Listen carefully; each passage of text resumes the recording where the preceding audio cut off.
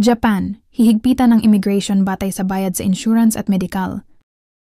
Simula Hunyo 2027, maaaring hindi mapalawig o mapalitan ng mga dayuhan sa Japan ang kanilang visa kung hindi sila nagbabayad ng National Health Insurance o pension.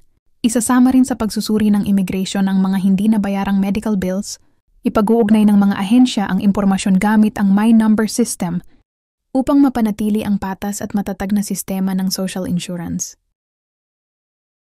Simula Hunyo 2027, mas hihigpitan ng Japan ang pagsusuri sa mga dayuhang residente at bisita, kasama rin sa isasangguni ng immigration ang mga hindi nabayarang medical bills, kahit maliit ang halaga. Gamit ang My Number System, magbabahaginan ng impormasyon ang mga lokal na pamahalaan, insurance offices, at immigration.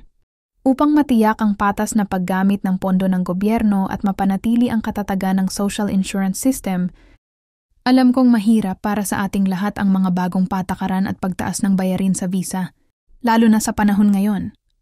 Pero sana isipin natin na ginagawa ito ng gobyerno ng Japan para sa kabutihan ng sistema at ng lahat. Mahirap man tanggapin, subukan nating makita ito sa positibong paraan na may layuning ayusin at protektahan ang kinabukasan ng bawat isa. Maraming salamat po. Ito si Vicky Ozawa na Mag-usap Tayo. Kung may message po kayo, message asa FB page Mag-usap Tayo by Vicky Ozawa.